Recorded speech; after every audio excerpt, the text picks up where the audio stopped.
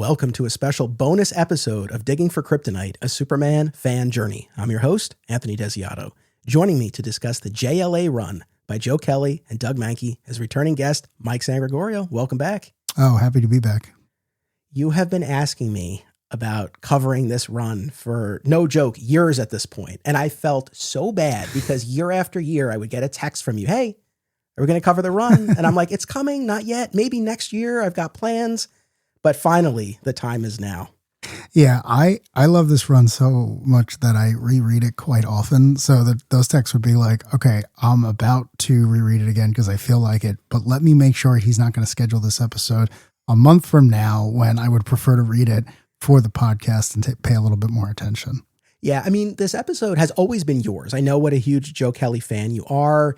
You've joined me to talk about his work on this podcast and other episodes. So I knew whenever we got here, this was going to be your episode. It was just a matter of, well, what's going to be the right time? And I felt like having just gone back through the Loeb Kelly era in the lead up to our 200th episode, we spent a good number of episodes going through that entire stretch of comics. It was a blast.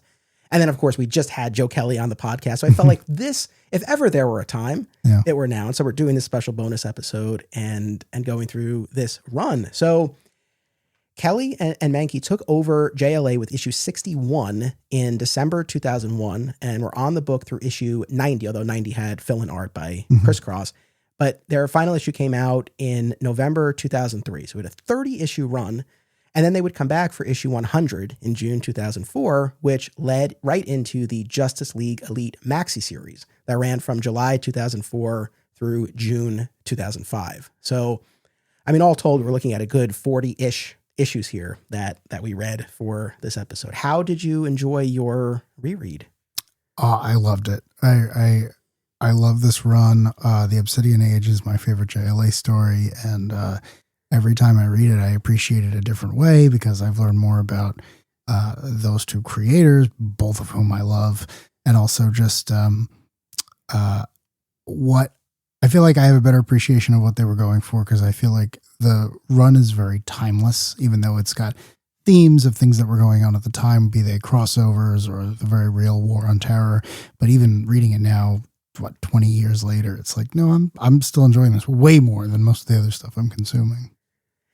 Yeah, I mean, I agree about the timelessness of it, but I do also agree about those moments that call to mind the era that we were in. There's more than one reference to weapons of mass destruction, it reminded me, I was like, oh, yes, we were very much in the early to mid aughts here in a post 9/11 landscape. So that brought me right back. But no, I agree with you, with the exception of little instances like that. I mean, this really, really stands on its own.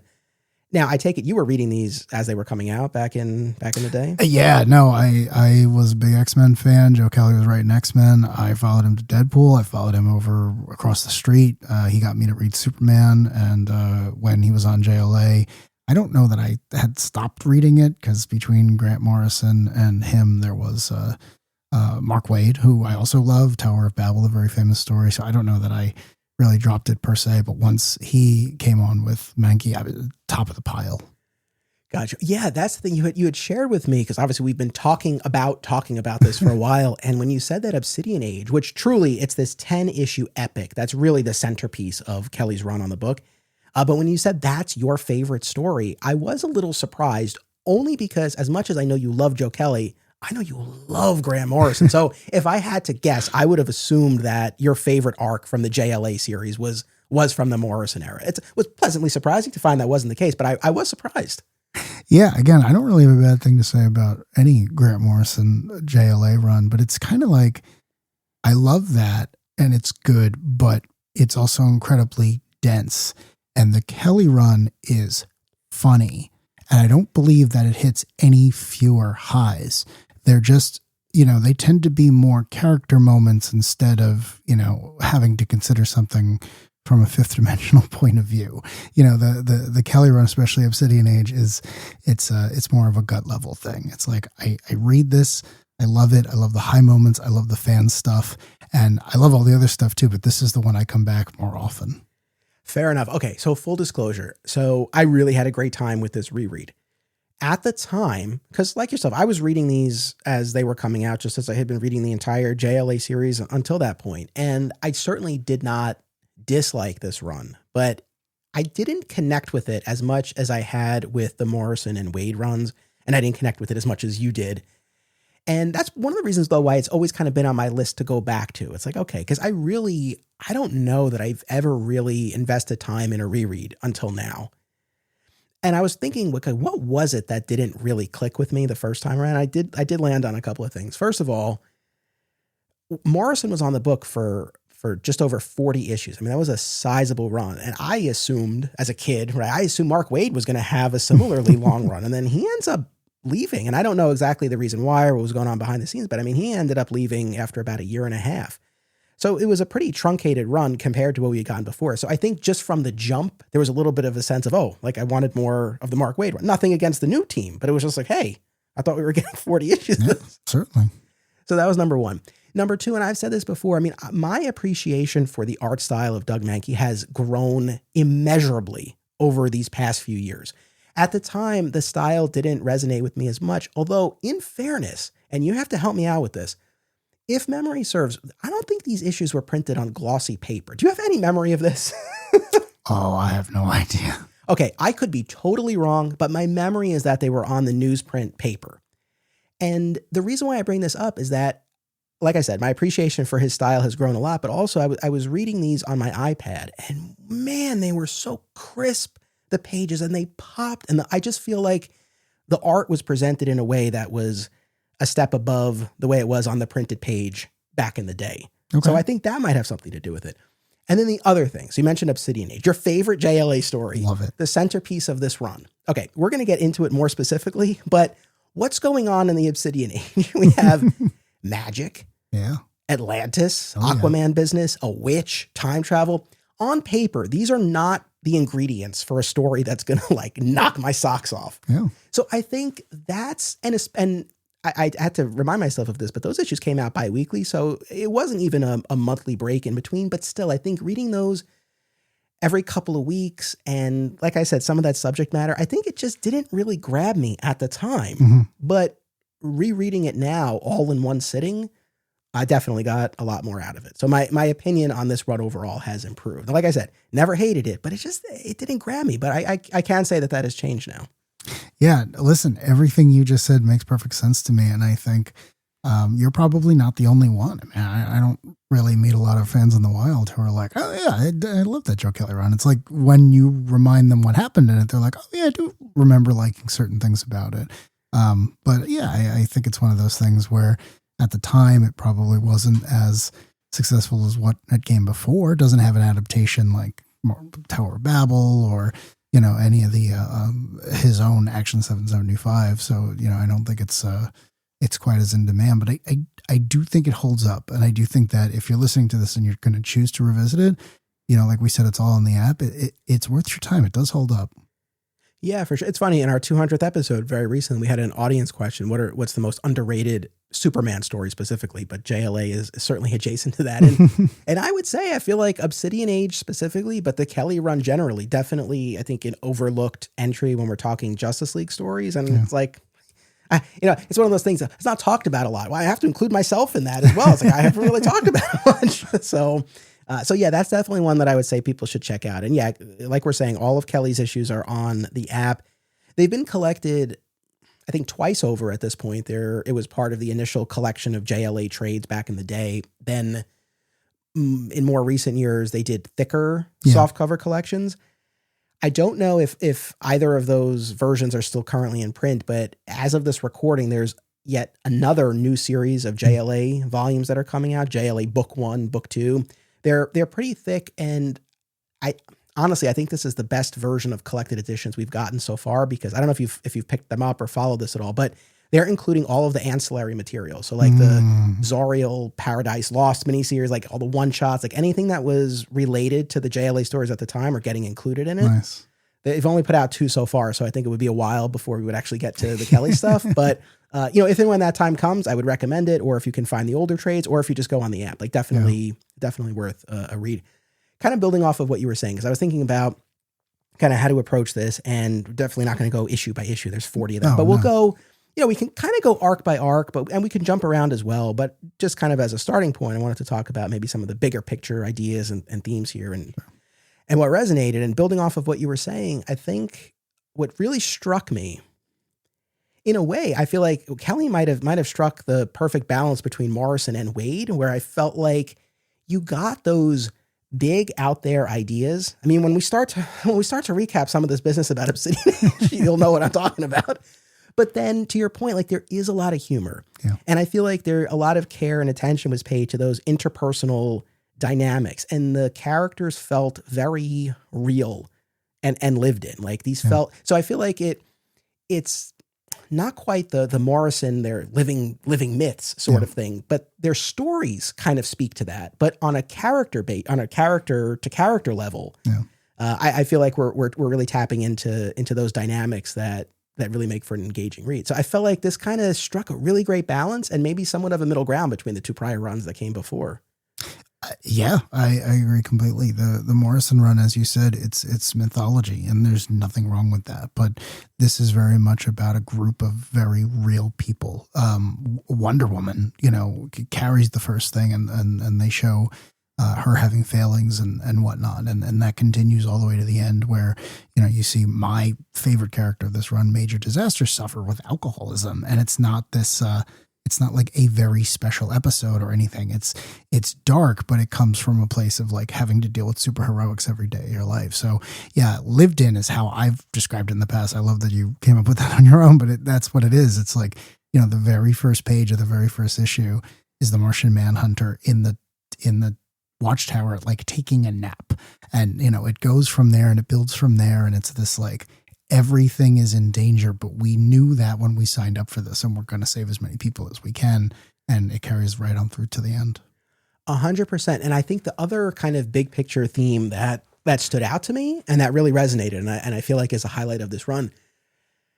I mean, not unlike what we saw Kelly do with Action 775 and then Ending Battle and all of those philosophical questions about Superman and how far he'll go. I feel like in a similar way, multiple stories tap into this idea of whether the team should intervene and how, right? And I feel like that comes up in numerous instances. Should they go back in time to try to retrieve Aquaman from ancient Atlantis?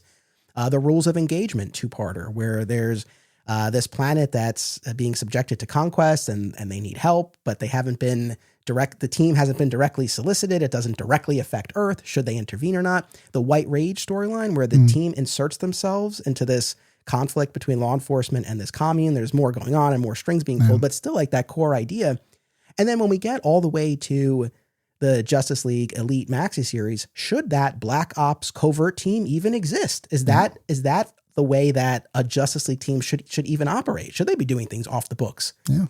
So I liked those questions that it was posing, because it's not like these stories weren't just about, are they strong enough to to defeat the bad guy? It's like, no, there's a lot more going on. But that's there too, which I like. Yeah, for sure. Yeah. Like this is not just one or the other. Like he doesn't just give you the team arguing and then, splitting up and dealing with the various things. It's like, oh no, you're also meeting the League of Ancients, the Axis America. Like you're meeting physical threats. Like there's at no point here where they just fight the Key for the 50th time. Like Kelly is turning out new villains. And again, I can't say a bad thing about Mahnke. I mean, I must have had that.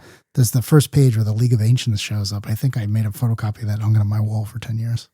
Yeah, it's, oh my God, I know, it's so good. Yeah, and the fact that so much of it is character driven. I mean, so many of these arcs that we're going to talk about really, they touch on our larger cast, but it's like Golden Perfect, right? Is very much a Wonder Woman story. You get to Trial by Fire, Kelly's last big arc on JLA. I mean, that's all Martian Manhunter and his quest to cure himself of the weakness to fire, and then all of the revelations with that. These friggin' Guardians. Yeah, we'll talk about that. But yeah, I mean, so yeah, there's a lot going on, and I think a really nice balance that struck on multiple levels here. So yeah, really strong. I really did enjoy the reread for this. I always am very happy when you say that, because I'm always terrified that you're going to be like, what were you talking about? This was a waste of time. I consider not even recording this, but that hasn't happened yet. So that excites me. No, the other thing too is I would never I would never wait until we're sitting down and spring that on you. Like that's something that if I were rereading this and really struggling, I would reach out to you and be like, hey, maybe this is a segment, or maybe it's a Patreon thing, or whatever the case may be. I wouldn't, I wouldn't do that, because my fear would be, well, we're not going to have enough to talk about. Yeah, right. That's always the thing, regardless of whether I like it or not. Like, is there really something to say about it? And here certainly. So I think we should start at the beginning, because I feel like their kickoff issue is one of the best kind of first issues of a run that you could ask for. Yeah. Where it's called 2 Minute Warning. And so throughout the story, you see the League in action doing what they do, but then we get these flashbacks and we see each member of the League 2 minutes before they get their warning. So you get to see them in their day-to-day life. What were they doing right before they got the call? Yeah. Which I just thought was a great way to kind of kick this off. Like Lois and Clark, they're trying to have a little alone time. This is in the post-Our Worlds at War period, where Sam Lane has died. Lois and her mother are on this trip around the world. And Superman is sneaking in and having these moments with Lois when her mother's off doing something else. So they're about to have a romantic moment, and then he gets called away. We get Kyle getting really lambasted by this barista. Oh yeah. So what stood out to you about this one? It's still a premiere book about the premiere team, which I thought was great. You know, there are so many Justice League runs where it's like, oh man, you know, we can't get all the editors together and put the big guns here. This was like, no, you know what? We've had a lot of success using the Big Seven or the Big Six and Plastic Man, as it were, and we're going to continue doing that. And I thought that was great, because it continued to have that weight to it. I love Kyle getting yelled at by the barista and then whipping out his power ring and disappearing. I thought, like, and it's New York, so he doesn't even worry about anyone recognizing him, because there's probably 1,000 people in that line. So I just thought that was great. And I love Wally super speeding in right as Kyle is like, oh, I think I have the money. And he's like, that's my cue. And he books it out of there. Yeah. That was great. You know, on the note of the lineup, you're right. We do start with kind of the classic iteration plus Plastic Man that we had been dealing with. Of course, Aquaman's off the board, presumed dead after the events of Our Worlds at War. We'll circle back to him in Obsidian Age. But, I mean, we'll get to this. The team does change its makeup considerably as we make our way forward. But yeah, I think as a starting point, as a way into these stories, I think it made a ton of sense to lead with that. I guess what stood out to me, there's one of the vignettes here is Batman and Wonder Woman sparring when the call comes in. And this is really going to kind of jump around, but I do kind of want to take that thread of Batman and Wonder Woman, because that's something that's a running subplot throughout this run here. But I love that they're sparring, and I enjoyed this bit about Batman taking calls in his various guises while they're doing this. So he has a call with Lucius. He has a call, I think, about making a charitable donation. He's talking to Oracle about tracking down Two-Face. And I just loved how he kept changing it up while still being in battle. But yeah, this whole notion of romantic tension between Batman and Wonder Woman, I arguably it starts here with the sparring. We definitely see an escalation when they share a kiss during a very bleak moment during the Obsidian Age. Yeah. Then there are numerous issues where they recognize they need to have a conversation about it, but they're not quite aligning, right, and being able to have these conversations. One or both of them gets called away or gets cold feet. There's a great bit where Batman is checking his messages and it's like, you know, Commissioner Gordon, and it's like 100 messages, bulletin, 90, personal messages, 0. And he has a reaction to that, and it's great. Yeah. A great way, because I feel like in that sparring moment, I feel like that veers into the Bat God sort of thing, right? But then you get those moments where, he doesn't know how to navigate this potential romantic situation. And there are times, where he's checking his messages, like very human, very relatable. There are even moments of humor. There's one bit, it might be in Golden Perfect or it might be later. You'll probably remember better. But Wonder Woman's going on about the various gods at play. And Batman has a line about like, tell that to the atheist. Like, I don't care. That means nothing to me. But anyway, this kind of romantic tease. What did you make of this? Was this something did you want to see this explored more fully? Did you feel like we got enough? I still want to see it explored. I want a book out right now where Batman and Wonder Woman, two hyper capable people known the world over, can't get it together to have a simple date. And it's not because they don't like each other. They're clearly like in love with each other. They respect each other as equals. They can speak on any subject. They're sparring as foreplay. So I still want to see that. But I loved that idea when he introduced it. And I loved that this run starts concurrent with the Justice League cartoon. Yes. Which was a huge, huge deal at the time. And eventually this relatively new idea shows up there. So this is one of the things that didn't exist for very long. But if you were the right age when you were watching that's canon to you. Like that's just one of those things where you were introduced to the big seven and you were like, oh yeah, but Wonder Woman and Batman, they do want to go out. They can't make it work. And that's unfortunate, but that's always been there, which is hilarious to me because it's like, no, it was added right after 9/11. Yeah, I had the same thought where I was like, yeah, this wasn't just a little thing here. I mean, that was a big part of the animated series as well. Yeah, I mean, I guess I'm usually a proponent of see how it goes. I mean, when we're talking about these characters who've been around for decades and series that have been published for hundreds or thousands of issues, it's like, yeah, I mean, I don't know. See how it plays out.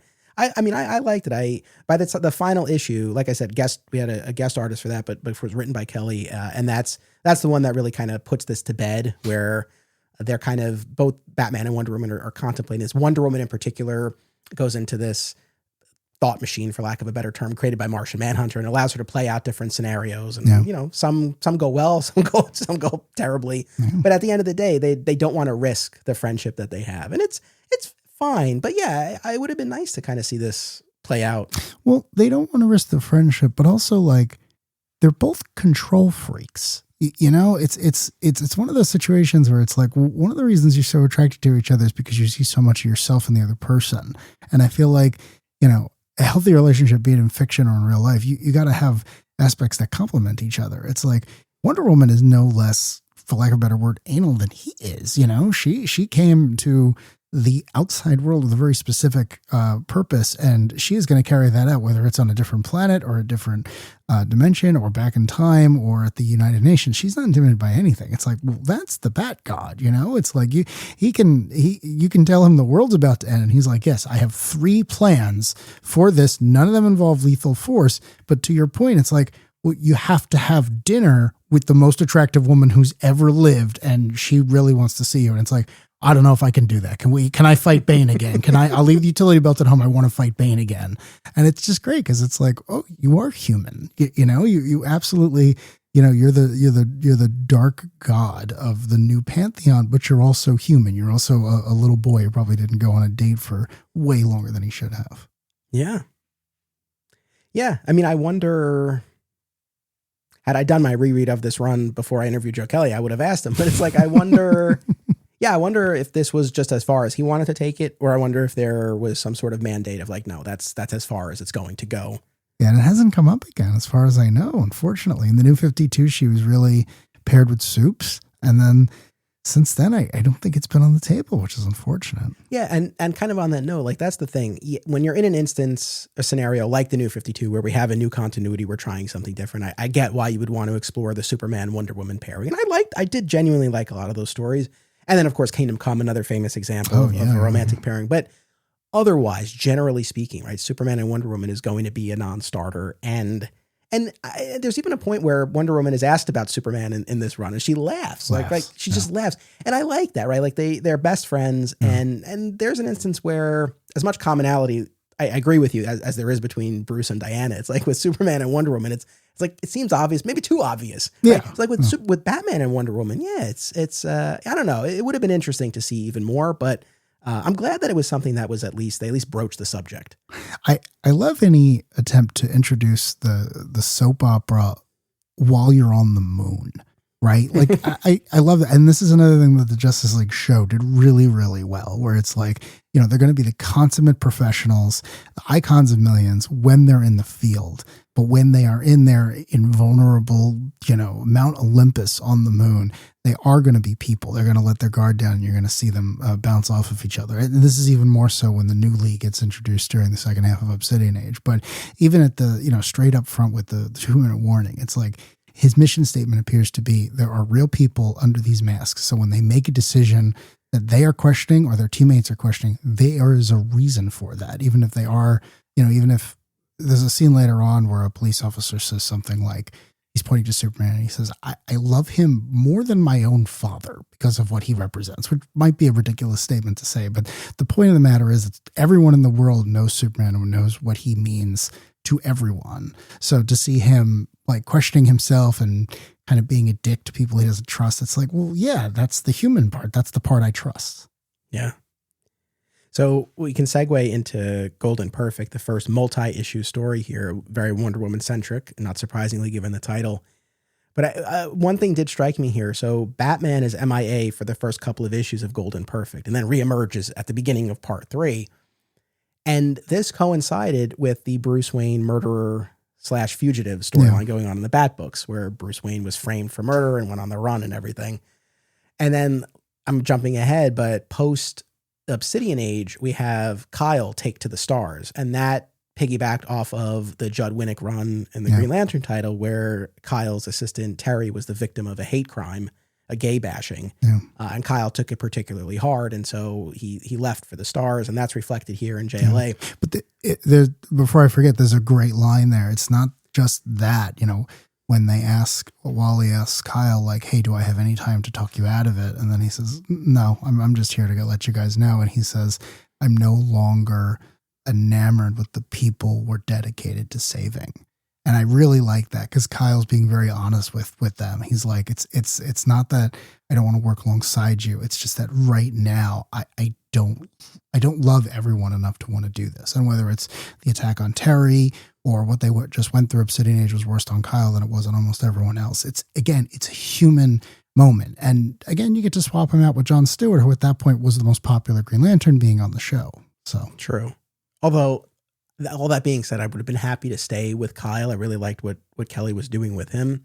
And that's the thing that I was thinking about. I think Kelly did as smooth a job as you can with this, but it just struck me. It's like, yeah, that's one of the tough things I feel like about manning the JLA book is like, you have to take the events of the other books into account. And there could be particularly momentous goings on in those other books where you're really restricted from using a character for 2/3 of a storyline or something like that. So, but you can make it work too. I mean, how many great instances in the Morrison run have Electric Blue Superman, you know?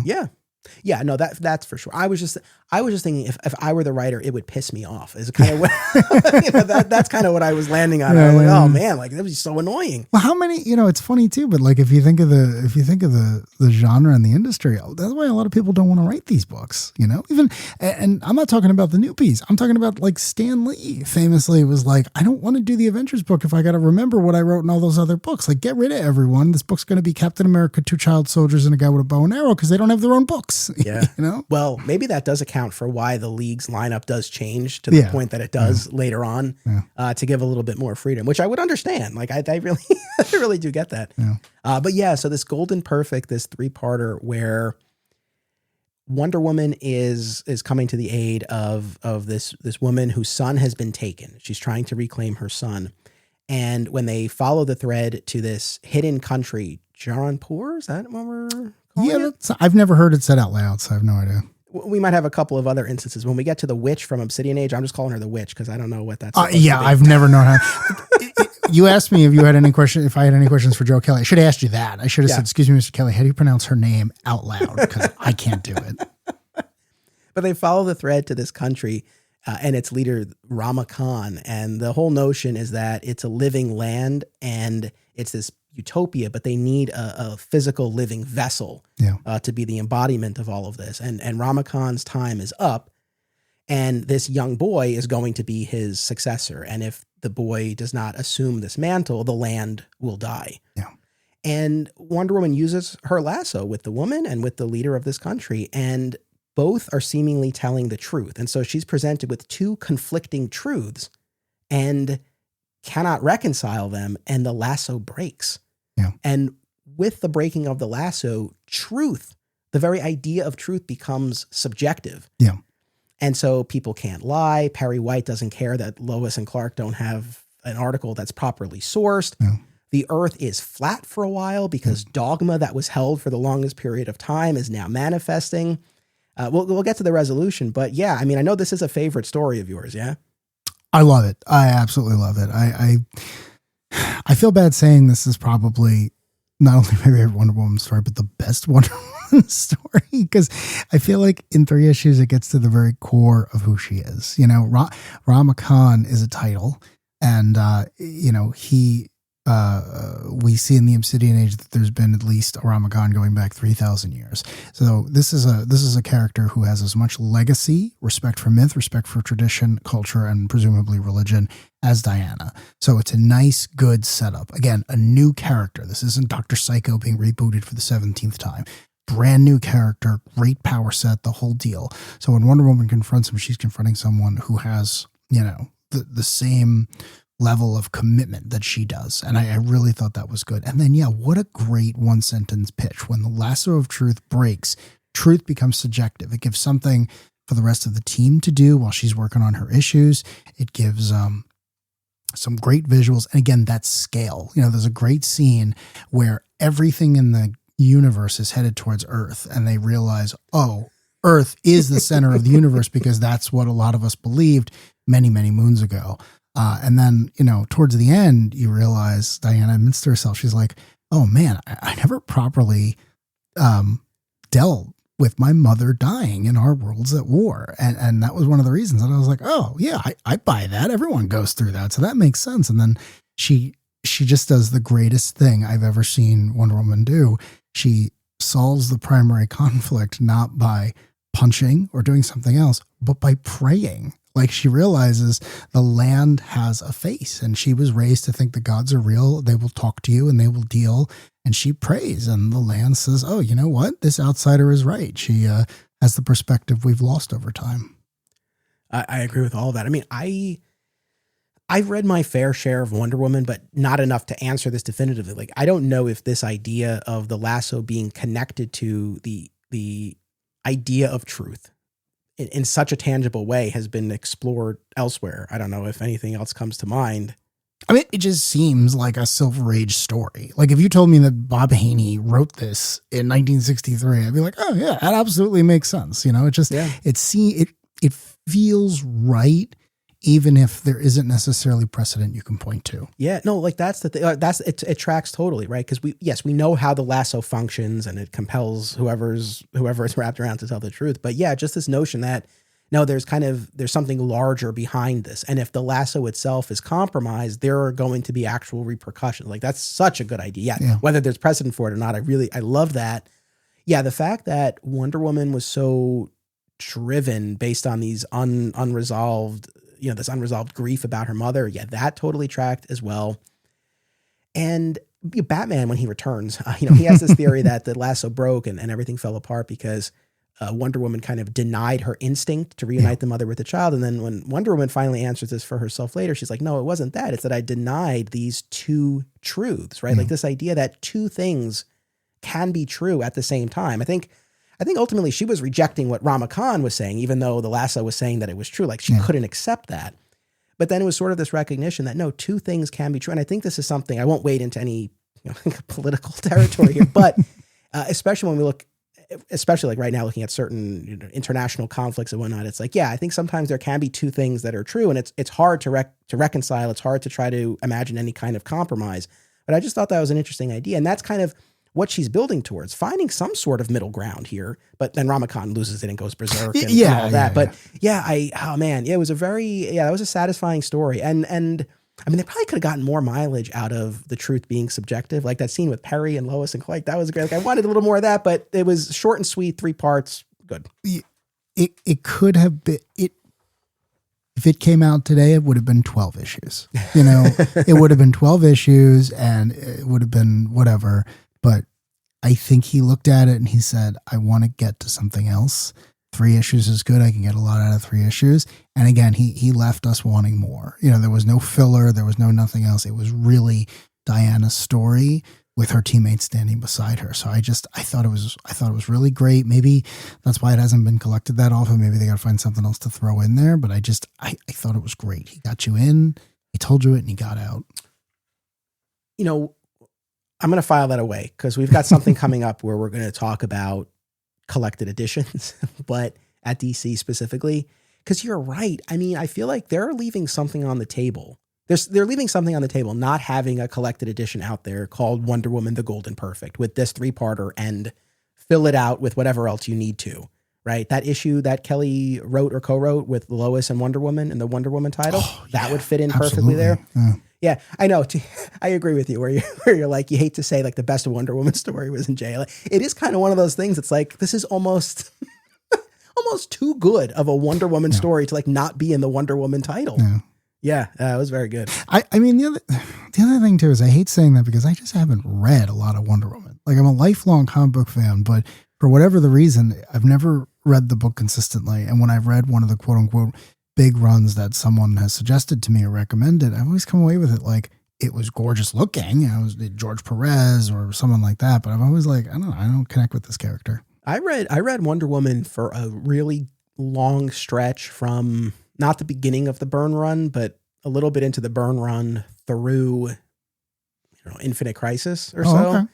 Far and away, the Greg Rucka run was my favorite. Sure. And that's something that, I would single out. But beyond that, I don't know how much the rest of it really resonated with me. Not necessarily a failing of the stories, but it just wasn't really my thing. But in any event, yeah, Golden Perfect, fantastic Wonder Woman story. Like and that's the thing is we're kind of going through these, Mike and I, we recommend the run as a whole. But if it's one of those things where, you're going to kind of just cherry pick a little bit, read that 2-minute warning one-off that kicks this off and read the 3-part Golden Perfect. And if that's as far as you go, you've still gotten some really good stories. That's a really good point to make. So we're talking about the mid 2000s here, early 2000s here. Like this is not the modern like 6 issues, get it in a trade era. Like this was not that. So if you're listening to this and you're like, I just want to read an issue or two, that's fine. This thing was structured to be a monthly comic. Even Obsidian Age, every 2 weeks an issue came out, but they jumped around. So it's not like you got to read the entire thing and you got to commit to reading all 40.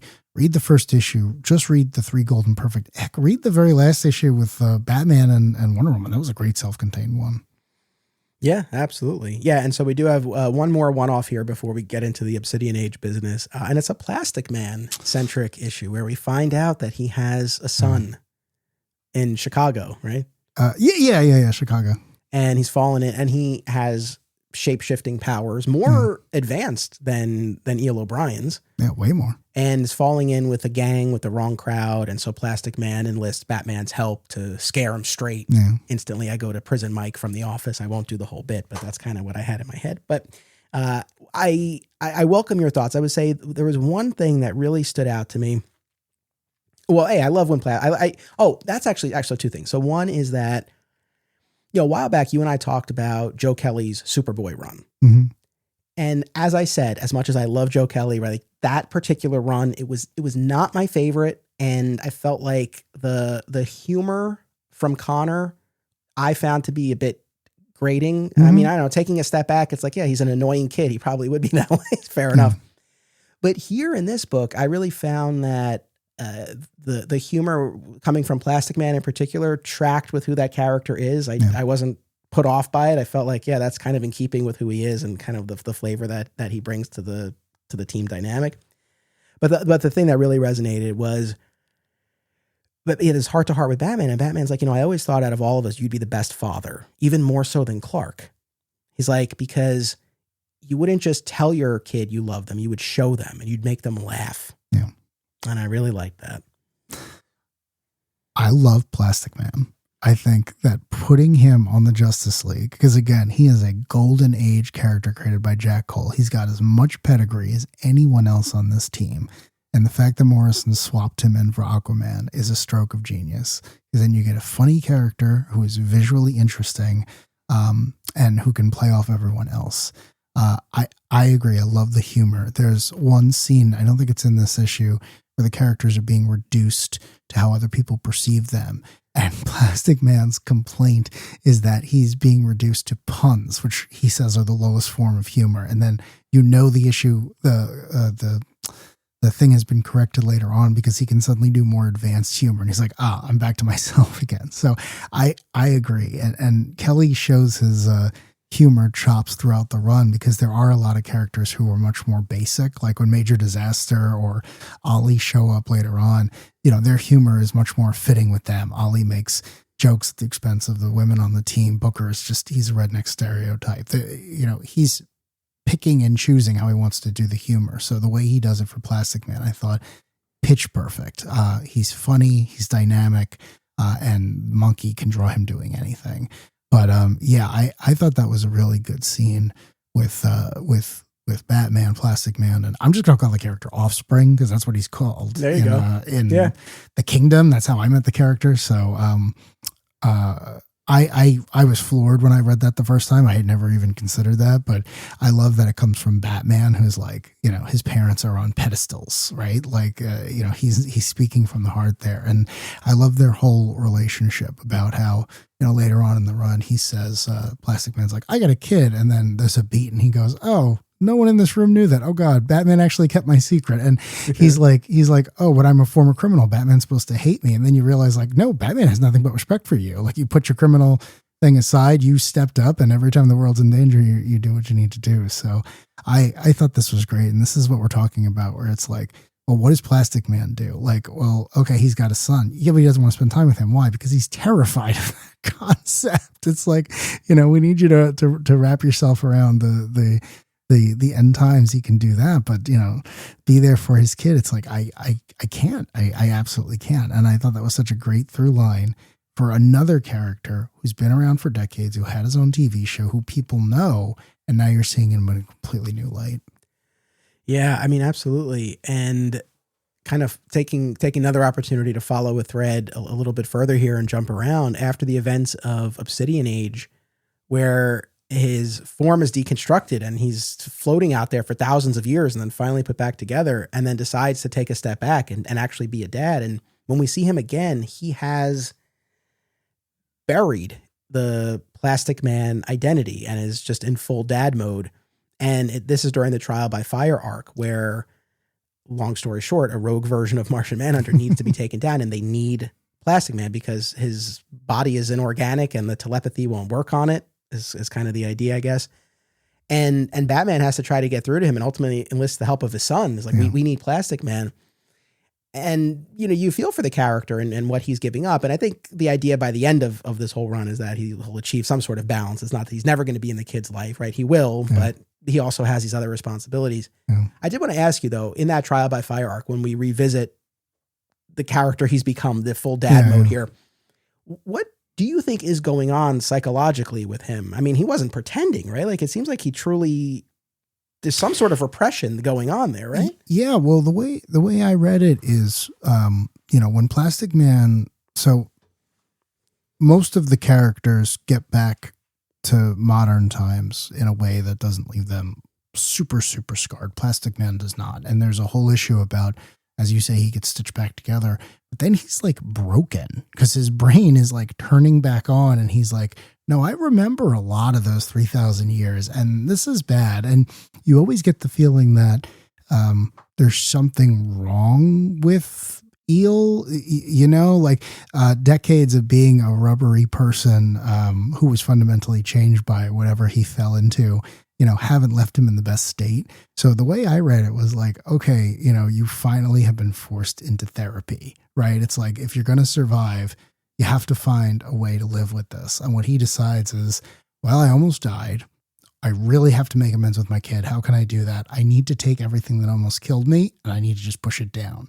And whatever makes him, as Batman says, the second most powerful person on the planet allows him to do that. And again, thematically it works, because what is Plastic Man? He's a man who can become whatever the artist feels like drawing. Well, they got to draw a boring person, you and me, right? We don't save the world. We go home, we hang out with our kids. So that's what they did. And I love that scene where, they leave it in the hands of Offspring, and instead of really sitting there and going like, oh, I'm going to lose my dad, he goes, no, this is awesome. Are you kidding me?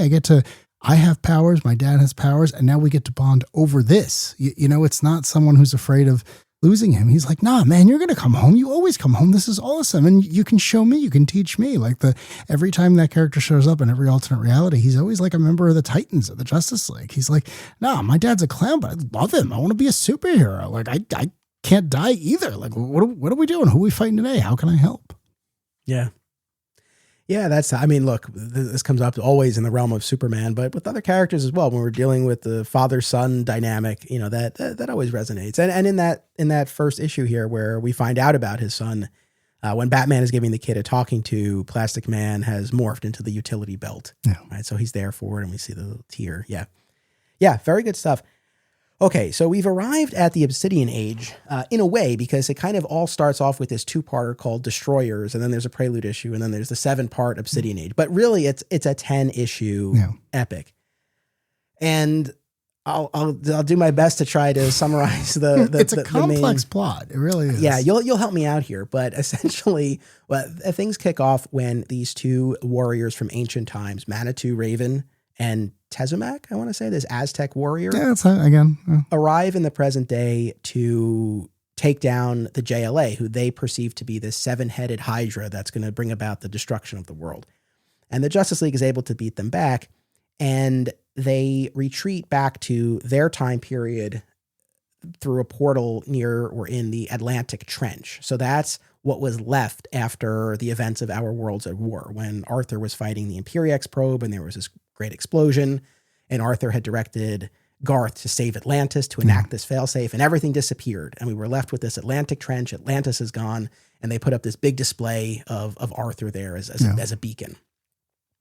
So these two ancient warriors retreat to the past, and after they do, the trench collapses, and in its place, on the surface of the water, is ancient Atlantis in ruins. Yeah.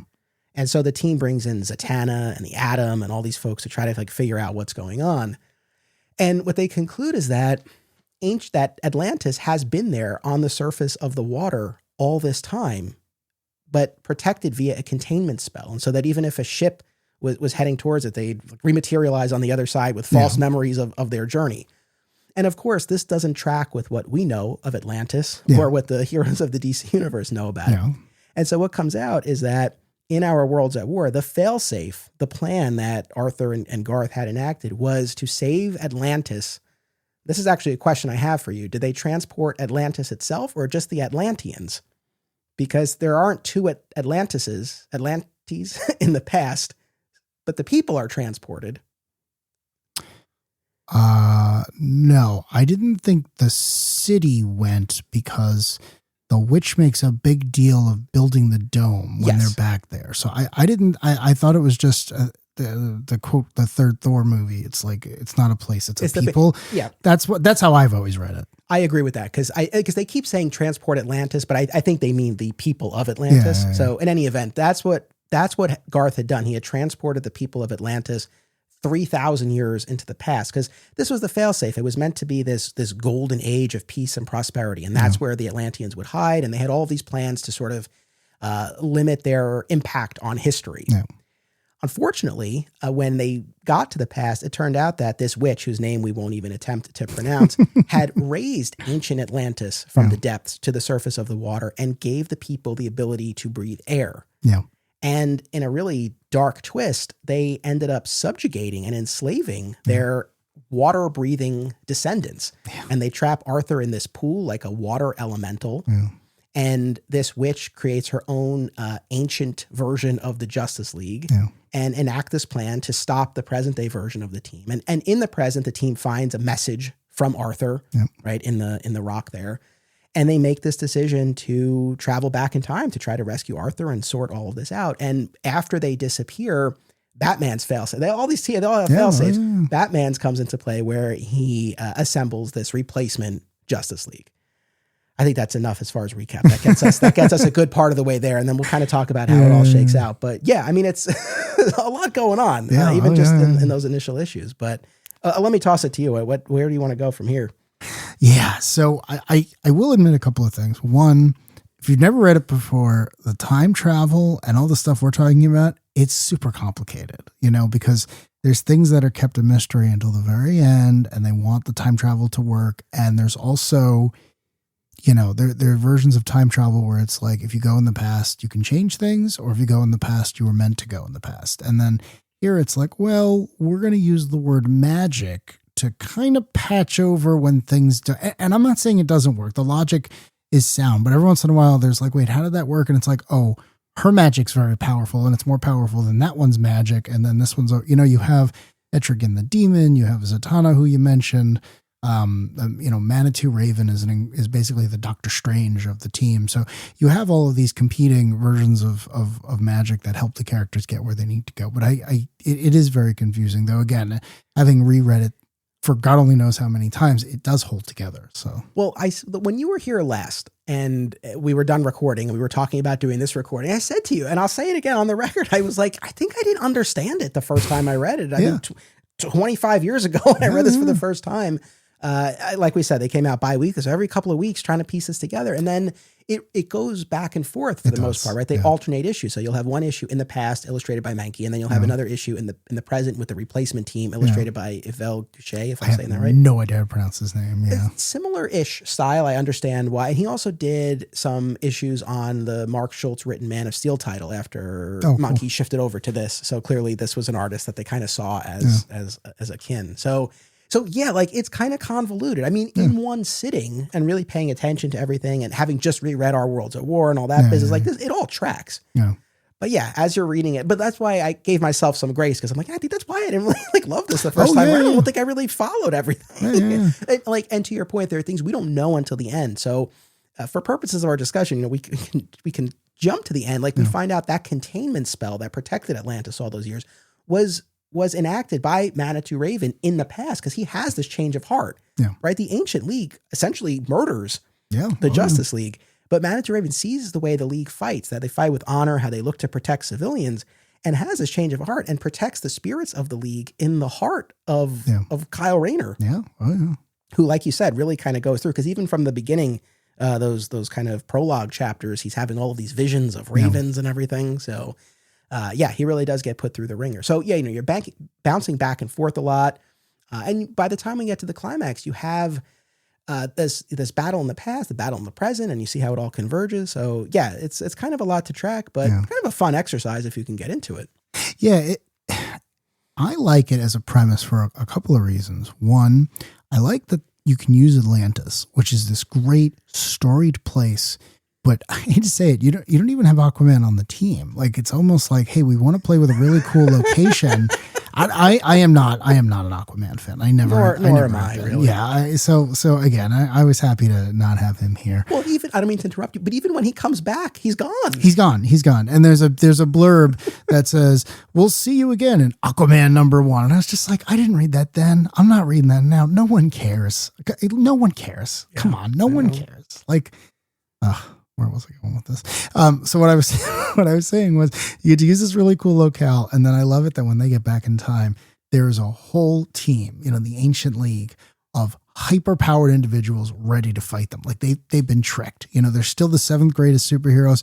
They're at their peak. No one has a weird handicap or anything like that. Well, Batman's got a fever or some nonsense. He's got time travel sickness. Yeah, I don't know what that was, but the whole point is that when they show up, as you said, the witch has gathered 7 super people from 1000 BC. There's the Whaler, who uses the Northern Lights as his version of a Green Lantern. There's the Anointed One, who is basically, a Hebrew-raised version of Superman. I actually asked Joe Kelly at New York Con one year if that character was supposed to be Doomsday, because visually the characters are not dissimilar. And I had read online that was definitely an influence. And I said, Mr. Kelly, I read this online, and if I'm remembering it correctly, he told me no, but he also didn't think it was a bad fan theory, because it doesn't break anything.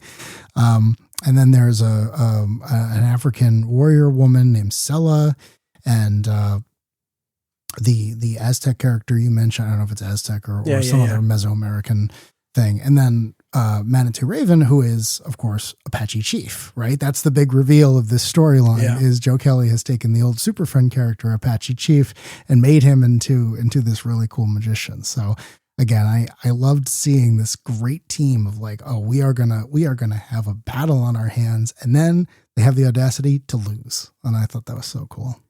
Yeah. By the way, speaking of Manitou Raven, when you read the introduction, did you ever think you'd get to the point in Justice League Elite where Ollie's banging this guy's wife in the present day?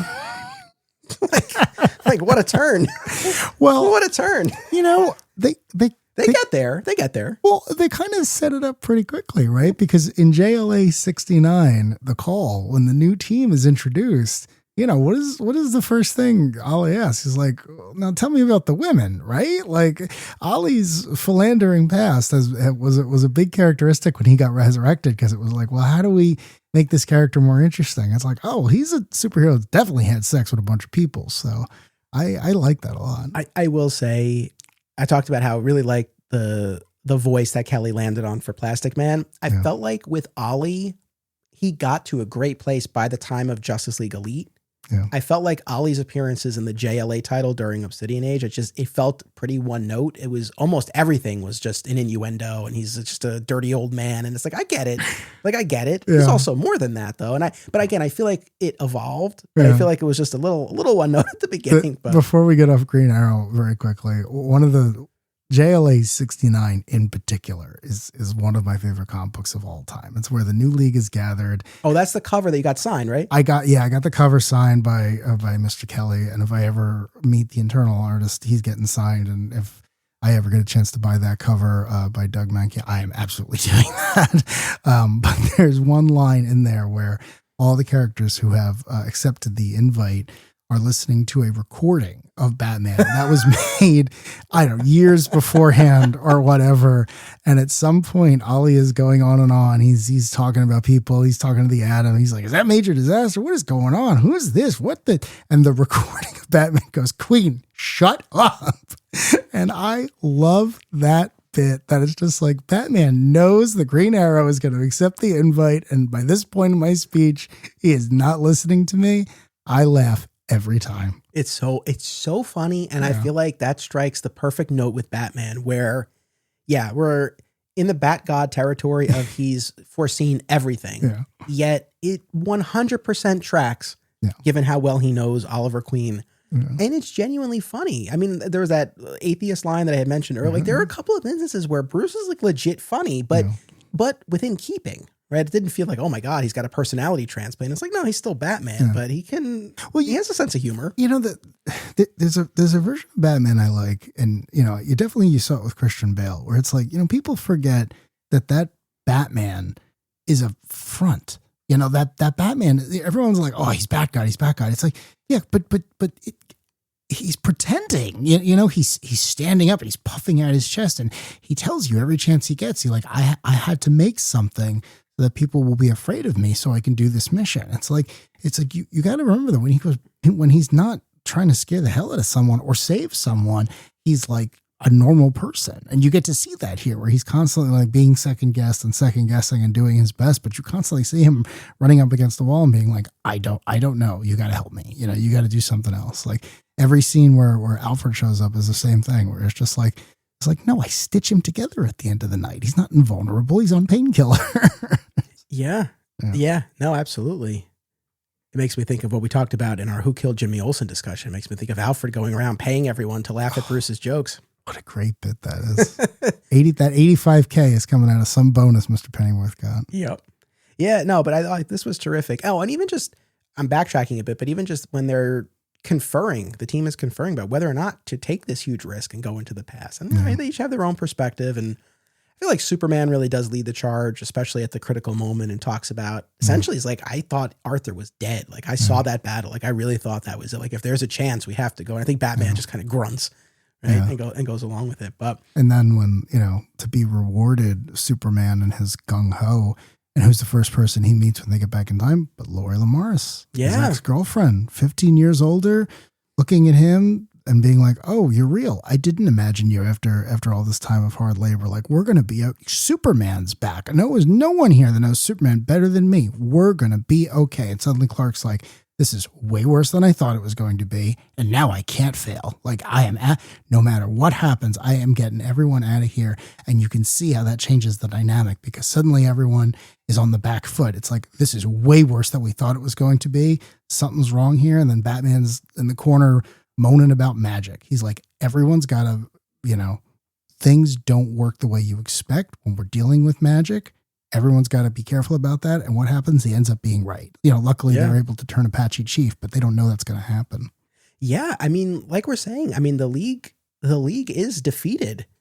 They rip Wally's legs off. Yeah. I mean, it's really pretty horrific, but like we said, Manatee Raven preserves their spirits and then they're able to inhabit their decayed skeletal forms in the present day and fight the witch in the present day who has been contained by this spell all along and now has this opportunity. We'll talk more about what's going on in the present day, but I did love how the team, her magic doesn't work on it only works on living things. Yeah. Right. So that's kind of the play, is that they get her to bring them back to life so that she can defeat them. But that's the advantage that they need. Yeah. And then in the past, we have other contingent of the team goes back to free Arthur from this watery prison. And ultimately what he's forced to do is to sink Atlantis, because if the witch's connection to the land is severed, she'll lose her power. And so he sinks Atlantis. And that's why back in the present, when he returns, they arrest him because he brought about the great devastation. Yeah. But that's sort of how the past and present sort of pieces connect there. But on the note of this replacement team that comes into being, you mentioned that cover to 69, and that's a direct homage to JLA 16, right? When we had after the Rock of Ages arc and we had the new team come in. Yeah. Okay. That configuration or the posing of them is a direct reflection of that. But we have Jason Blood, Major Disaster, who we just talked about when we did our Worlds at War Aftermath, and you and I have talked about in the past as well. But in that The Choice issue of Kelly's action run after our Worlds at War, Superman gives these 4 villains a chance to turn over a new leaf, and Major Disaster is the only one who takes them up on it. And you see that continue here, which is great. Faith, new character. Brand new character, Brand new character.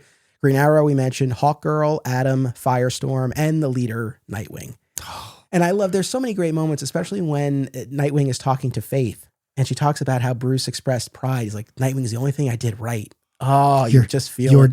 Your dad once told me, and it's just, oh God, it's so good. Yeah. And perfect, like that makes all the sense in the world that he would pick Nightwing to lead that. But just the fact that he would have this failsafe, like if the team is gone, we need a Justice League. And there's at one point there's a news conference that people are like, what's going on? Right? Because they don't have answers. They don't know what's going on. So that all rang true. There's two, the whole issue is perfect, but there's 2 really good lines that I always think of concurrent with what you're saying. One is the Batman recording. You don't realize it's Nightwing who's listening to it at the beginning of the issue.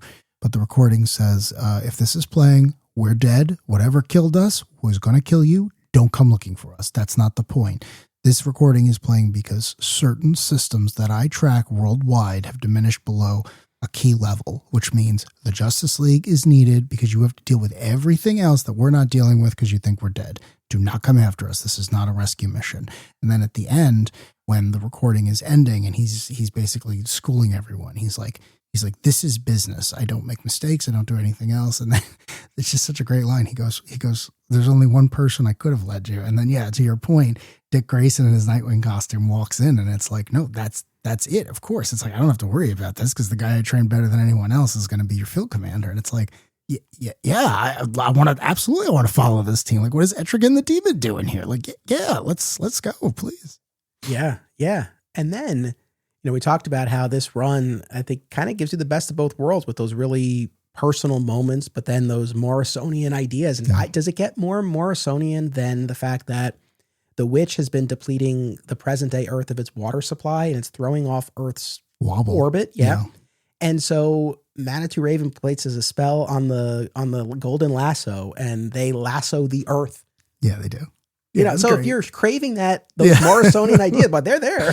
The scale is as big as any Justice League story, even if they're fighting a bunch of magic people 3,000 years ago. Like, it scales up. Like, once you get there, everyone gets to contribute. The new team, the old team, the characters who turn around and who realize they've been following a false messiah. Like, everyone gets that great moment where it's, and Grant Morrison always said, like, you have to believe that every character involved saved the day in their own way. And that's what it is. Like, no one can be left out for this thing to work. You need the science, you need the magic, you need the people worrying about each other. You need Kyle Rayner making the ultimate sacrifice. You need Apache Chief following his this deep knowledge that he has of everyone saying, you're a mongrel, you're the worst. You're the lowest kind. We only brought you in to be nice, but the characters keep saying things like, well, your magic allowed us all to talk to each other and to do everything else. And you realize how powerful he is. And then when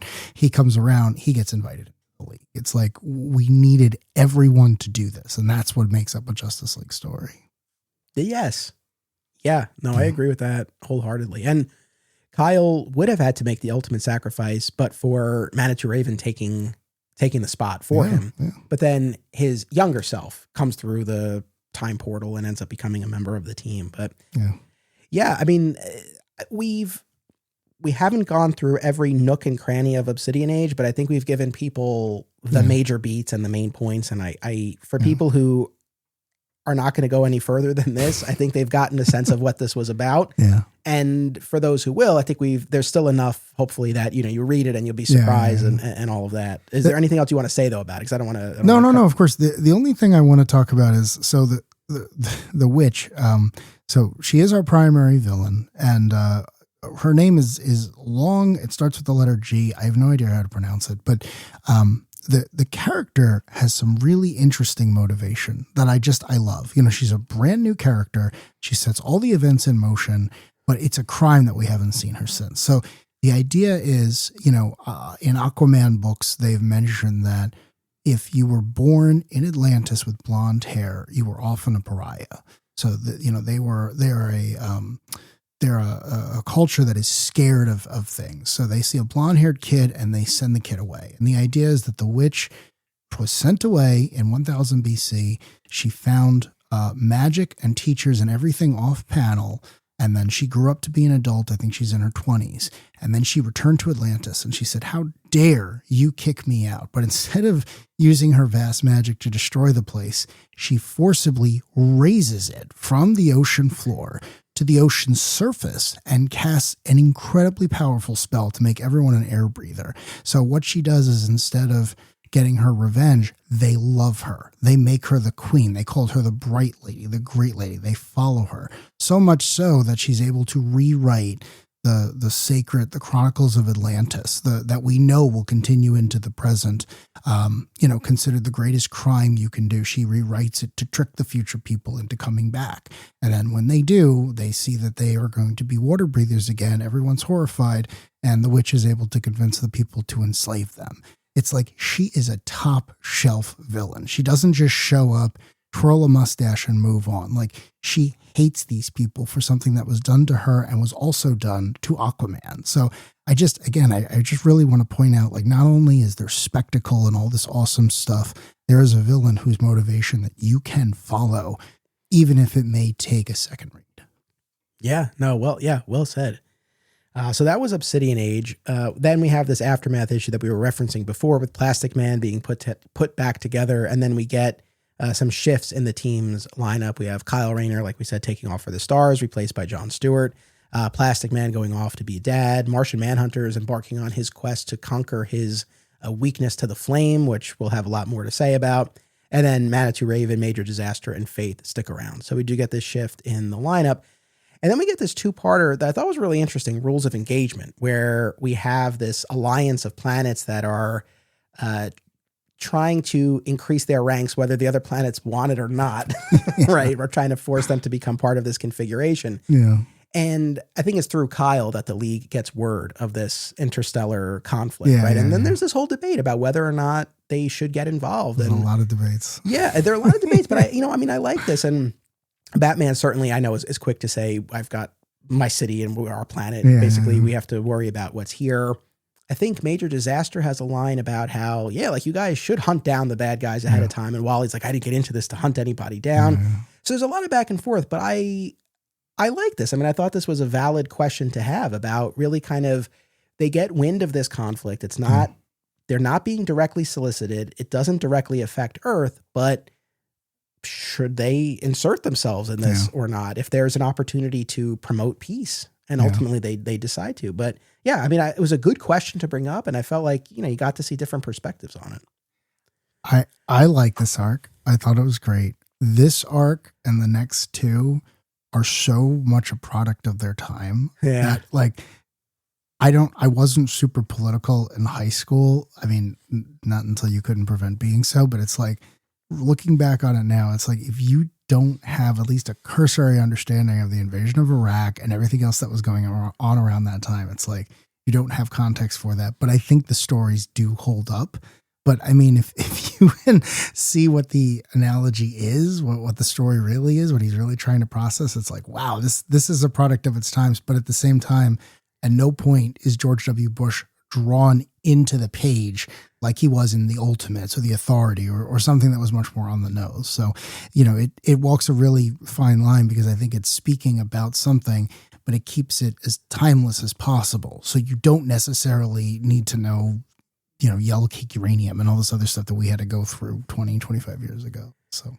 Yeah, I mean, I think the one that gets most on the nose is in a few issues. There's a one-off, and this all turns out to be a simulation that Superman is experiencing in that Martian thought machine. But essentially, President Luthor claims that they've tracked these weapons to Karak, that they have and literally they say weapons of mass destruction. Yeah. But and so the whole crux of that for Superman in particular and the rest of the team is like whether or not to intervene, and that indecision ends up leading to calamity. But yeah, that one in particular really felt like, we're really in that era. But yeah, the rules of engagement one. So, you have this alliance with their advanced weaponry, and Wonder Woman makes this plea to them. That was a moment where she makes that whole speech to them, and he goes, "Are you a whore?" Yeah. That was rough. Yeah. Cause you are spewing lies here, and that's what whores do. And it's just like, oh man. And they give the page a chance to breathe. And I think one of the characters holds back one of the other characters, is like, nope, don't get involved. This is whatever happens now is on her. It's just, you're really putting the central tenet of Wonder Woman, the ambassador of peace, under pressure, right? Like how much of this can she really take? She's on a different planet. They've never heard of her or her gods before. They think they're doing the right thing. The other people are being run by Kanjar Rao. We're no longer necessarily sure we're doing the right thing. But here you are doing your sworn duty. Are you going to be able to do it? And again, like in Golden Perfect, it's like only Wonder Woman fit there, and he found the perfect story to tell. Yeah, I mean, that was really a moment. And so, yeah, you have this alliance with their weaponry, but then, yeah, to your point, you have Kanjar Rao as the Ministry of Defense of this planet that's being invaded. And the League finds out that he's got grander designs and he's torturing prisoners. Yeah. And they're ultimately able to capture that and show that to the people. And that ultimately is what I feel like there are parallels between this and Golden Perfect, right? In that similarly, not so much the two truths idea, but it's like, the League is so fixated on what the leaders of this alliance want and what the leaders of this planet want. But really it comes down to the people, right? And this whole idea of it all sounds great, right? This idea of the government should speak for the people and represent the people's best interests. It's like, it should, right? That would be great. But, really kind of boils down to that idea, which I liked. Yeah, I thought it was a great way to resolve everything where they realize they're in over their head. And this is going to get super messy, and they can't carry on a war forever. So they decide to do the one thing that they feel everyone agrees, which is, reveal the bad things to the people. And then once they know, see what's going to happen, and it works. The other thing that makes me laugh is the oppressive force at one point is referred to as the peacemakers, which is supposed to be ironic because obviously they're a fascist military dictatorship. But at the same time, I was just wondering, like, was that... if those characters had returned, would they look like the Peacemaker character? Because I don't even think he was used in Post-Crisis. So part of me was hoping like, oh man, did you... Because, he tried to bring back General Zod. He brought back Apache Chief. Like clearly Joe Kelly is a fan of these more obscure bits of DC canon. So I was like, oh man, are we going to get Peacemaker? That'd be so cool. But that didn't happen. Interesting. Yeah, I didn't even make that connection, but you're right. I'm sure it was just me reading into it. As I was rereading it, the Peacemaker season 2 trailer came out, which I was such a huge fan of the first one. So I think that was just on my mind. Gotcha.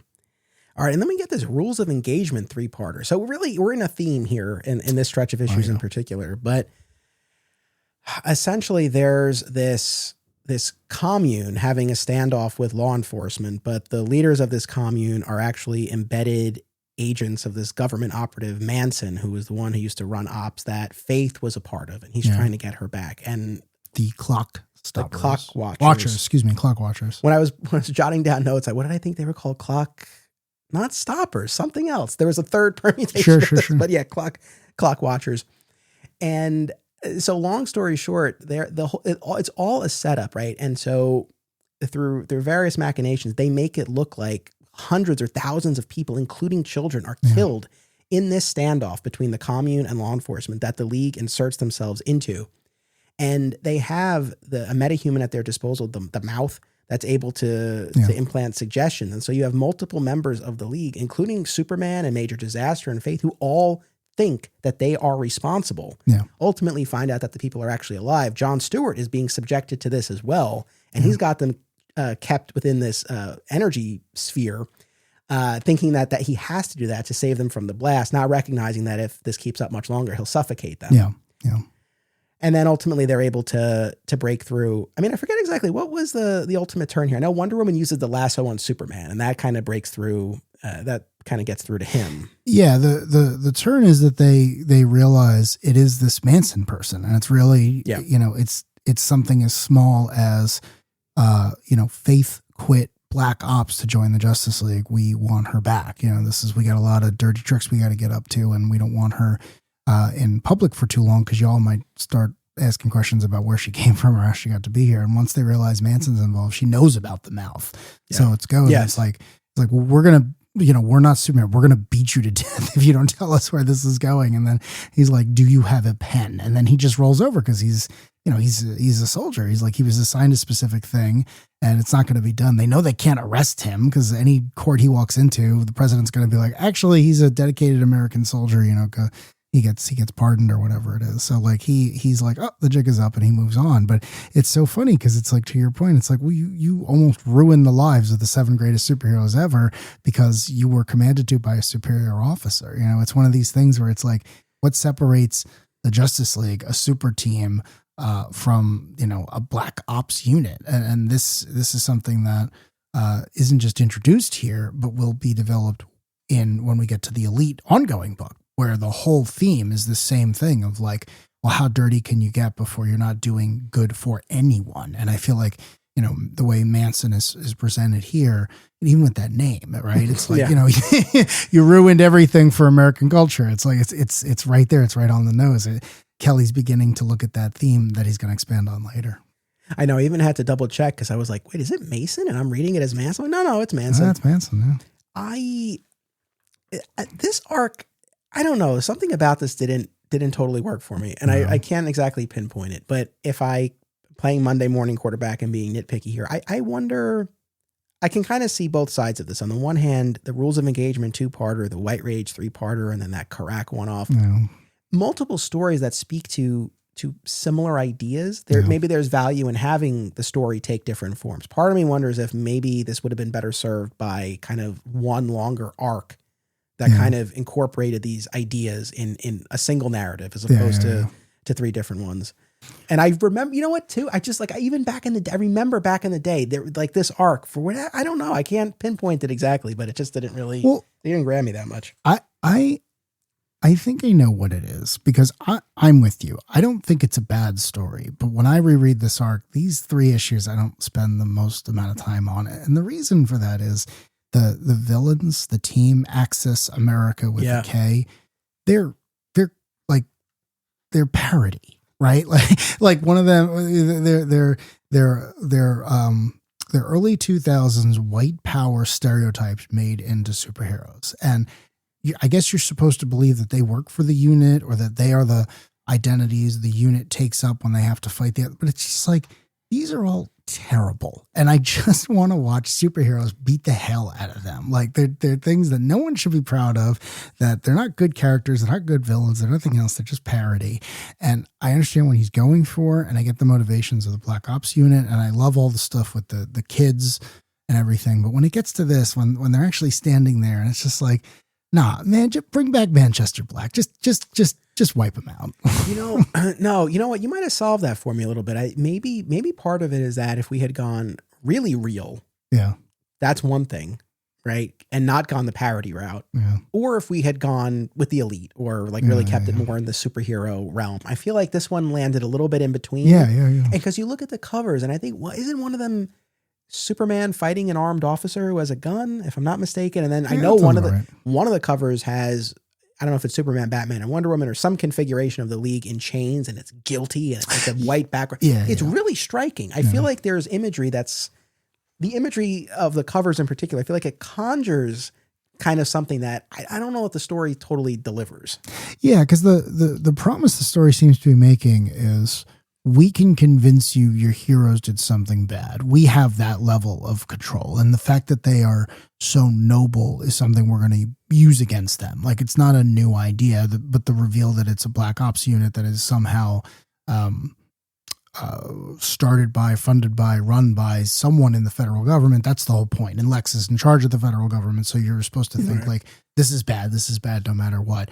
But to your point, it's like, it just quickly devolves into this parody where it's like, well, no, I don't think we actually think they did anything bad. And these are pretty bad villains. So it's just like, can we just get to the point where everyone knocks these guys out and goes away? Because I don't think we're ever going to see them again. I'm pretty sure I was right. Yeah. Okay. Yeah, I agree. All right. Again, not a bad story. I'm not saying this was one you should skip or miss. I'm just saying that when you compare it to what came before and what's going to come after, it's the low point on the curve. It's not a bad story at all. There's some really good ideas in there. It's just, I don't know, it's not one I go back to. 100%. When you're looking at a scale that includes Golden Perfect, Obsidian Age, Rules of Engagement, Trial by Fire, I agree with you. Oh my God. Yeah. All right. So speaking of Trial by Fire, so we get this 6-issue arc. I know you love Martian Manhunter. Love him. Yeah. And we've talked a lot recently about Scorch, this character who was introduced in Emperor Joker and made her way back into the mainline DC universe. She popped up in an issue of Action Comics right after the election, and she attacked DC. That's actually referenced here. And it was an issue that guest starred Martian Manhunter. Yeah. But the whole idea is that Jean wants to cure himself of this weakness to fire, which right off the bat is a very intriguing premise. And he enlists Scorch, and he helps her sort through her psychological issues as well. And they, they form this kind of unlikely pairing.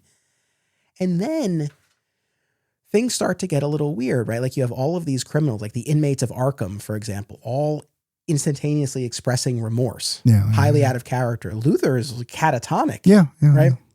In the White House. And so clearly there's some mental manipulation going on. And it does become clear, I think, initially to Superman that Jean is behind this, but the twist is that Jean has been overtaken by Furnace, this other entity. And I'm really kind of running through this here, and then we'll unpack it. But I mentioned the Guardians earlier here. John Stewart delivers some key information that Martians used to be these burning beings millennia ago, and that chaos that they represented didn't really line up with what the Guardians of the universe were trying to preserve. But the Guardians would only get their hands so dirty so they weren't going to exterminate the Martians. So instead they engaged in genetic manipulation and changed their genetic code and sort of created this weakness to fire as a block, not unlike the yellow impurity in the Green Lantern rings, which that was not yet established in the comic book lore at the time, right? That would come a little bit after this with Green Lantern Rebirth. I can't help but wonder if this was an inspiration in any sort of way to Jeff Johns. You know what I mean? Because like it's a very similar idea. Like the Guardians imprisoned the fear entity Parallax in the Central Battery, and then that manifested in the yellow impurity, the weakness to yellow. I feel very comfortable saying Jeff Johns stole that from Joe Kelly. We should absolutely. If you both of you gentlemen are listening and one of you would like to come on and refute that would be cool. No, I agree. It is a very similar idea, but also it's one of those things where it's like, the Guardians are great antagonists, and stories like this, stories like the Yellow Impurity remind you why. It's like, it's not always okay to listen to someone when they tell you what to do, even if they've been alive longer than the sun. Yeah, no, exactly. But so the idea is that once Jean was able to overcome the weakness to fire, it broke down that genetic block. And so this other entity, it's not just that he went crazy. It's like literally another being or persona or whatever you want to call it. Well, he takes over. What happened really is he caught a disease, right? Because Martians are physically they are goop. They're not humanoid. They don't have sexes. Everything else. They decide all that. Like you and I would develop a personality. They are communal mental creatures. John is as powerful as Professor X, if not way more so, because he's much older. So what he does is once he overcomes this thing against fire, which is a mental deficit, because again, his body can withstand anything. So it's just his mind that breaks down. Then to your point, what he does is he catches a mental thing, and the way his body responds, instead of getting a fever, is developing this new personality and saying like, oh, this is the Burning Man. This is Furnace. the Burning Man. And what does he do? He even tells the other characters, he's like, all I did was create world peace. I wasn't trying to, the big conflict here isn't the rest of the world versus the Justice League. It's them going to John and John saying, no, I did what we wanted to do. Now we can all hang out. Now I can continue to have weird kinky sex with my fire girlfriend. I don't want to do this anymore. The fighting doesn't start until someone says, but John, that was wrong. And he goes, no, I don't think it was. I think my morality has evolved. Yeah. I mean, and there's an interesting question and a moment specifically between Jean before he's fully turned into Furnace and Superman after they visited Lex in the Oval Office. And Jean says, like, are you sure you want me to fix him? Yeah. Right. And that's the thing. All of these inmates in Arkham showing remorse. In a way, this would solve a lot of problems. Obviously not the way the League would do it, but then what does he follow that up with? He says, when Superman says, why would you even ask me that? Oh, yeah. John goes, Clark, I can hear it in your mind. I'm not offering, I can hear you thinking this, like maybe we should just say, how many more lives would be saved if Pete Ross were president, ran the rest of the term, and this guy just stayed in a vegetative state for everything else, And then Clark pushes back by saying, well, wait a second, you promised never to read my mind. Something's wrong with you. But it doesn't change the fact that John's like, well, no, again, I can hear you thinking it very clearly, as loudly as anything else. So it's like, well, that's why I brought it up. The other me would have just been too nice and would have ignored it. But I know you want this. Yeah. I mean, I think about that moment in Public Enemies that we just covered again recently where Superman's like, I'm so sick of Lex Luthor. She's like punching Mongol in the face. It's like, yeah. I love that story. Some real feelings there. And then in the end, I think, we recover the one true John Jones, I think through a combination. You have Plastic Man entering the fray. That helps turn the tide. Scorch, really demonstrates her loyalty. I forget exactly what she does. She absorbs heat or something like that, or she does something with her powers, right? That at great personal cost to herself, right? Yeah. So once Furnace realizes that no one's going to accept the quote unquote gift he's given them, eventually he decides, well, that's fine. I'm not really from this world. So he launches every nuclear weapon in the world, and the Justice League is running around knocking them out. And he uses his telepathy to make them not realize one was missed. And then when it lands, Scorch uses her heat power to absorb it. So they're able to save everyone in between the seconds to no one dies is the thing. And then, at the end, she's like, I can't do this anymore. Yeah. Yeah. And then of course, John has his own battle in the mental plane and is able to regain control. But I mean, it was great to see him get the spotlight. All the business with the Guardians and their manipulation tracked, and whether or not Jeff Johns was inspired or not, like you can look at this and you can look at everything that we learned in the first Green Lantern Rebirth, and it's like, oh yeah, this is their MO. So it works nicely. And I don't know, there was one other thing that I was going to say, but now it's escaping me. It was a great Vandal Savage story. Oh yeah. Oh, but the other thing I was going to say is that it really is keeping with the tradition of these JLA writers, right? Morrison, Wade, and they all did a big Martian story. Yeah. I mean, hey, listen, you always ask me, like, why do you like the Martian Manhunter? And it's like, well, because he had some great stories in the 90s and 2000s, right? Everyone like took the fact that he didn't have a lot of continuity going into post-crisis, and everyone was like, we're going to develop him into something. And he's been on every incarnation of the Justice League going back to the original, but he never had his own ongoing title. And now it's like, let's play with him. Let's develop this. And then, you get to the point where Kelly's just like, he doesn't even have a set form. He can build these Martian inventions. He can help with therapy. He can help with everything else. And you have Superman say, or Superman or Batman say, the Martian Manhunter is the most powerful person on Earth. And it's just this fire thing that, would stop him if he went rogue. But Clark's like, I don't want to fight him. I absolutely do not. That would be a terrifying prospect. Yeah. And, that reminded me, actually, going back to Golden Perfect, there's a scene where the team confers mentally in like a thought palace that Jean creates for them. And they appear, I guess, the way they see themselves. Yeah. And so Clark looks like a farmer with a cape. Yeah. Right. And Flash is just blurring. Right. And Jean is in a much more alien form. So that was interesting. I like that bit as well. Yeah, that's really cool. They do a lot of that stuff. When Morrison and Quietly are on the X-Men, it's like, well, we're all going to hang out in the, we're going to have our residual self-image, as the Matrix likes to say it. So I really like that, because it's like, these guys are so comfortable around each other They can share their ideas. They can move at the speed of thought, and they can get on to the next thing, right? These are pros on everything else. So I love all those bits.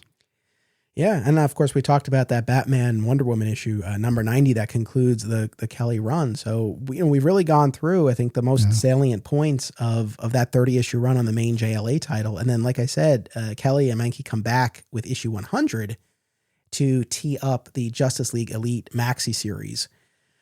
And issue 100, I thought it was, I know I read it at the time, and I was trying to remember actually if I read all of Elite at the time. Mm-hmm. I know I owned all of the Elite issues. I don't know that I made it all the way through. maybe I once. Yeah. But I had, like, most of these issues or these stories that we've talked about, like, I had some memory of them, but the issue 100 and the Elite, like, no memory of them at all. So it was a great surprise, because when you read JLA 100, you have Vera Black, sister of Manchester Black, who we spent a lot of time talking about when we went through Action 775 and Ending Battle. And of course, he also popped up in between in Our Worlds at War. But so now you have his sister leading the Elite and seemingly hitting a lot of the same beats in terms of the challenge issued and the charges made to the superhero community and the world generally about how they can't manage for themselves, right? And the Elite needs to step in, and it felt like, okay, we're in this familiar territory. But then you get this whole curveball where Vera had actually gone to the JLA ahead of time, right? Because Mother Earth is enraged at everything that's been going on, and essentially the League and the Elite hatched this plan to unite the people of the world against a common enemy, the Elite. And that united front, when you get to this massive battle where all the armies of Earth, all of the various nations have come together, that's enough to appease Mother Earth, that there's a chance for unity, that they've been able to achieve this. I like that it was a subversion of what you're thinking that it's going to be. Mm-hmm. It feels very idealistic that even in the face of the Elite and the Justice League stage a battle where the League seemingly loses, and Diana goes to the UN and she's like, the League failed, like, we can't protect you, have to do this yourself. So I get it. I think there's enough there. You're like, okay, I can kind of account for it, but it's just given what we live through on a daily basis, it's like, I don't know that even that would be enough to get every country on Earth to unite, but it's a nice idea. How did you feel? I agree. It's one of those things where it was like, I don't buy this, but considering this is cyborgs and shapeshifters and people throwing planets at each other, I'm going to give that to you. The thing that always struck me about issue 100, are you a fan of The Authority? I've never really read The Authority. I've only read the first arc of it just to kind of get a feel for it. So very quickly, the Elite is based on The Authority, or they are a response to it. Vera Black looks, sounds, and acts like The Authority's original founder, Jenny Sparks, created by Warren Ellis and I think Brian Hitch. This story in issue 100 was almost beat for beat in The Authority. Oh, interesting. Yeah. So again, I'm not saying anyone took one from the other. In fact, The Authority one might have been published later. I don't remember. It might have been Mark Miller. I just, every time I read issue 100, there's an arc of The Authority where The Authority, the same thing. The Earth is just wiping us out. It's like, this is insane. I've given you so much and you can't get along and you're ruining me. And you know what? I'm just taking you all out. This is nonsense. And they get to a point in the story where The Authority is being stymied every time they try to fix this. And finally they stop. They throw their hands up. They go to the UN and they were like, you fix this. No superhuman will get involved. If you lose, you lose. We can't do. We're done. We're not helping you. And then it's the same thing. You have a couple of pages of all the leaders congratulating each other, and hostilities around the world have stopped. And Mother Earth is like, oh, okay, I'm going to give you another chance in the whole thing. So again, I don't know if one was directly inspired by each other, but every time I read 100, I'm like, are you doing another Authority story? Like, that's great. I am on board for this, but I'm always very confused by that. Oh, all right. I'll have to read that issue and compare. That's okay. Yeah, I was not aware of that. That's very interesting. Well, The Authority is going to be a big deal in the DCU, right? So at some point you're going to have to. Seemingly, we'll get there. We'll see what James Gunn's DCU has in store for us. But like I said, overall, I like this issue. It was surprising. It just felt like quite a bit of a stretch. And then when we get to the end and Vera Black's whole idea, right, to hatch this Black Ops unit, Yeah. And this carries over into the Elite Maxi series, the notion that Wally West is the one who sees the merit in this and kind of speaks up in her defense and then ultimately serves on both teams, right? And he's got his darker costume when he's with the Elite and whatnot. I don't know that I totally bought he would be the one. And I don't know, based on reading Wally West for so many years, but even putting that aside, like just in the context of the Kelly run on JLA, it's like, I don't know. I'm hard pressed to say like, oh yeah, we saw certain moments that really account for, I mean, I don't know. Did this track for you? It tracked for me. The Secret Files and Origins issue of Justice League Elite is told from Wally's point of view. And you see how he is so conflicted about this. Like, this is not a little thing for him. This is a huge character defining moment for him where he has to go back and forth. And you see in that issue that they actually do save the day, even though the methods are different and everything else. Without the actions of the Elite, the world would have ended because the Spear of Destiny would have been brought forth. And I thought that was a good way of reconciling this. Like, you know, is it a little bit of a stretch? Yeah, but I think the character bears the weight of it because you're constantly shown, like, why would this guy, you know, and again, this is the same Wally when to go back to an earlier episode, when Lex wins the presidency, right? Yeah. Right? He goes up to Superman and he says, are we taking him out? And Superman's like, what are you talking about? It's like, you're Superman. He's going to do something evil eventually. If you want to just cut to the chase and take him out now, I am going with you. Like, you know, Uncle Barry said, always trust Superman. So it's like, it's the same guy, you know, it's the same guy from the Heartland who's like, you know, if we got to try something else, as long as we're not compromising ourselves, let's try. You know, we have to at least try because we might save someone we wouldn't otherwise. All right, fair enough. No, I think you make a good case. Maybe I've been too hard on Wally's role here.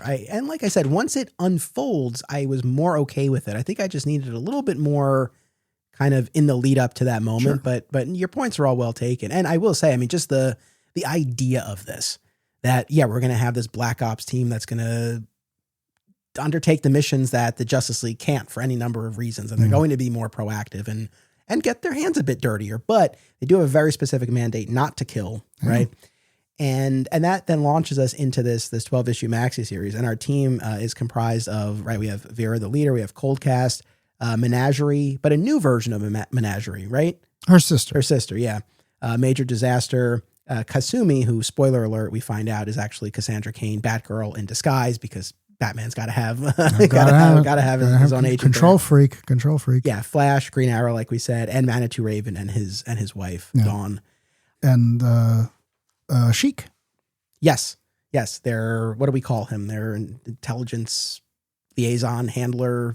Handler. I like that. He's not in the field, but he gives them legitimacy because you can't just flash the JLA card or the Superman S shield and get behind closed borders. Instead, you have to have him calling all the other people who do despicable things and saying, oh, my team's going in there. Don't question any acts of God for the next 48 hours. I also like that, again, you had to be there, but like they make a huge point of saying Sheik is Saudi Arabian. He is a Muslim. He even prays to Allah within the terms. It's like, it was very clear at that time of saying, we are not creating a Black Ops superhero team because we want to fight the war on terror and the enemies in the real world. We're doing it because we want to fight what we think are bad people. So having a Muslim be in charge of the team, I thought was a brilliant stroke. It wasn't something you saw a lot back then and you certainly don't see now. So I really like that character. And I like that they turned it on its head by having him say, I hate superheroes, but I don't want to kill anymore. And I want the world to be a better place. And if you can do this, I'm going to help you with every resource at my disposal. And it's like, yes, that's the conflict I want. I bought all 12 of those issues. I was so excited to do so. Yeah. I mean, and they go undercover. So the first arc, they go undercover with this paramilitary unit that is ostensibly going to assassinate this terrorist who's being harbored in this country. So they go undercover with this unit.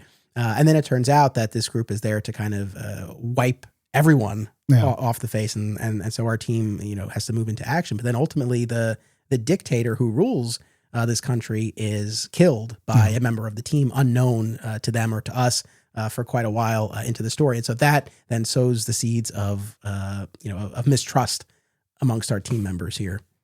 Yeah, I really like that first arc for a number of reasons. The villain group is called the Blood Brothers, and they have a great line where they say, "We're a splinter of," then they say a group name, which is a splinter of, and then they say another group name. And it's a running joke for like two bands. Yeah. And then it says, which is a splinter group of your CIA. Like the whole point is that Black Ops and the Cold War and all this other stuff created, dominoes that they couldn't possibly have foreseen. And in this world, where there have always been superheroes going back to at least World War II, this is the world we're living in. And finally, the Justice League is kind of picking up that rock and saying, there's a lot down there we got to start paying attention to. We're not good at this. We're going to have to trust some people who are. The next major kind of act of this that then really propels us through the rest of it is all of this business with the Aftermath, the group that Coldcast's brother gets involved with. And there's these alien drug dealers, and the long story short, essentially trying to open up a portal to get to the Warlagog, right? The map of the universe that we've dealt with before in JLA. Yeah. So this is for me where it really comes together. So so there's drug deals and there's all this other nonsense, and it's very of the times. It's very much an evolution of what we were talking about before. But what happens is they turn out to be right. So there's an alien arms dealer who's looking for the Warlagog, which is the big MacGuffin from Grant Morrison's earlier JLA story, Rock of Ages. It's something introduced by an old Jack Kirby comic. It's incredibly powerful. It's basically the Cosmic Cube or the Infinity Gauntlet. It can do whatever the story asks.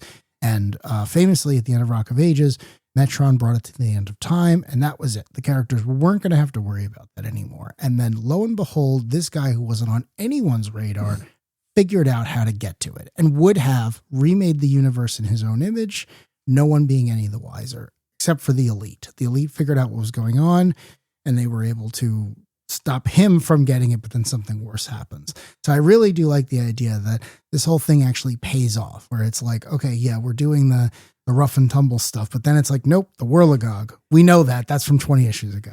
I know, it is kind of wild because it's like so down and dirty. And like you're saying, with these arms deals and drug dealers and all this, and then it's like, oh, we're at the source wall. Yeah. I think over the course of like one issue, they're talking about like magic heroin. Like you actually see someone shoot it up. And then by the end, you're at the Walt Simonson source wall. It's full speed. Yeah. I mean, the leader of this Aftermath group, if I'm not mistaken, there's this business about how 200,000 people take this magic heroin. Yeah. All but one will be fine. It'll be like a magic high or whatever. But then like that one will open up a portal or something to that effect. There's also earlier in that arc, there's a great bit where our undercover team comes into contact and conflict with the JSA, who don't know what's going on, and they're in conflict. And then, Hawkgirl ends up taking the worst of it. But during the battle, you have, Ollie from the shadows shoots an arrow with the message on it, like undercover, get out.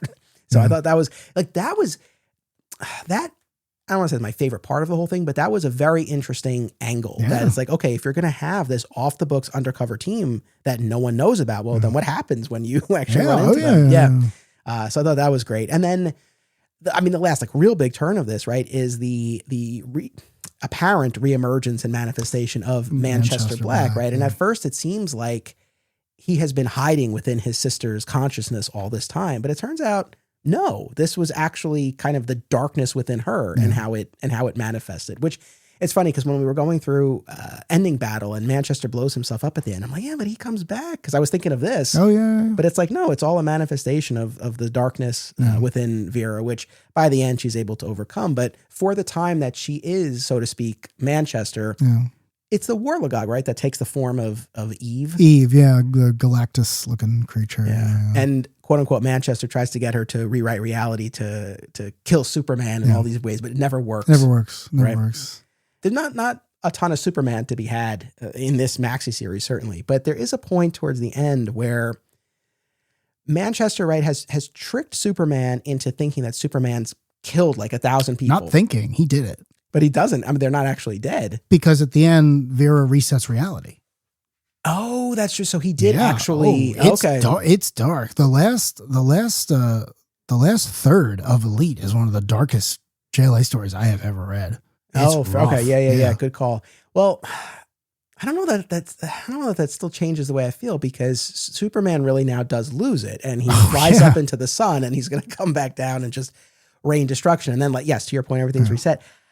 I guess, I don't know. I mean, it's rough. If he really is responsible for all of those deaths, and that's enough to break him, I guess where I'm hitting a little bit of a wall is we've had multiple stories from Joe Kelly, Action 775 and Ending Battle in particular, where it's like, no matter what he's put through, like, he won't break. Yeah. Even seeing Lois dead. Now, I know this is a totally different scale, right? If we're talking about thousands of people, but I don't know. I based on what we've seen of Superman from this writer in particular, it's like, I don't know that I buy that he loses it to that extent.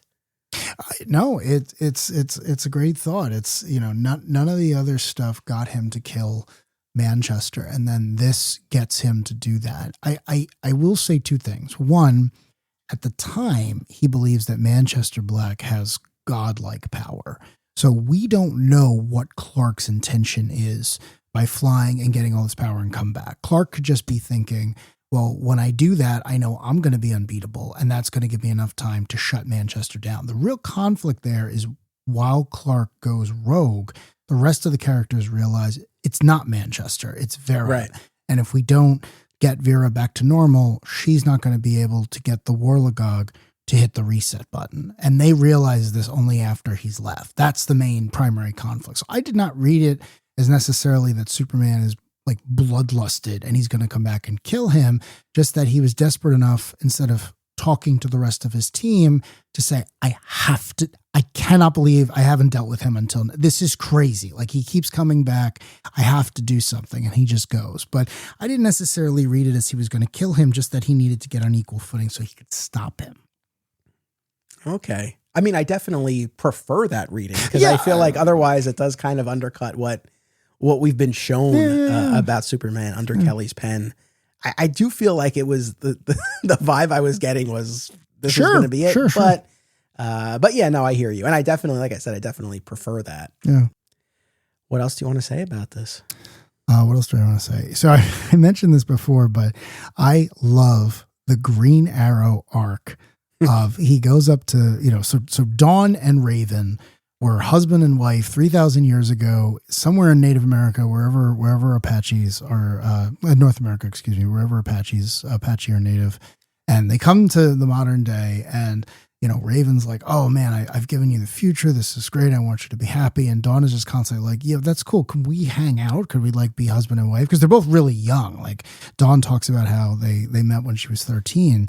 And Raven is just constantly like, well, no, I have to work. I'm the Earth's shaman. I look at the gods I'm working next to. Like, this is a real path. And the other thing I like about Raven is, his magic isn't clean. It's not Dr. Fate opening a book or Doctor Strange casting a spell. It's like, I have to trick a god. I have to endure them yelling at me, swearing at me, and I have to use animal parts, and I have to talk to the world. Like, his version of shamanic magic is like dirty and real earthbound, and you can see the toll it's taken on him. He's covered in scars, he's gaunt and everything else. And I thought that was a nice compare and contrast with Apache Chief, who he just grew and he shrunk and he moved on with his life. But I really like the idea that when, Ollie goes up to Dawn and is like, why are you so unhappy? And Dawn is not dumb. She knows he's interested. She's clearly interested. She wants to make Raven jealous, and they just kind of go for it. And everyone's like, they're not even surprised. Like, this is just what Green Arrow, especially that version of Green Arrow, does. So I just enjoyed that so much. And the way at the end they have to live with their sin and realize that Raven's going to save the world anyway. It's just like, this is what makes them not just people, but superheroes. It's this idea of like, we're going to take our trauma and we're going to turn it into our work, and we're going to make sure that the rest of the world is saved. Right on. Well, as always, I appreciate your time and your insight on all of these stories. And yeah, man, I'm glad we did this. We finally did it. Joe Kelly's JLA. I love this run. I loved it when it came out. I love reading it now. I hope everyone else enjoys it as much.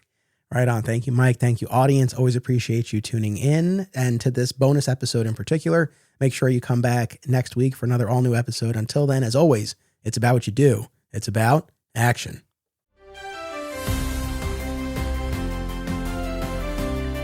Support the show and receive exclusive content, including the spin-off podcast Beyond Metropolis, Advanced Listens, and more by becoming a member at patreon.com/Anthony Desiato. My sincere thanks to all patrons. Subscribe, rate, and review today via your platform of choice, and continue the conversation by joining us on social media. Links are in the show notes.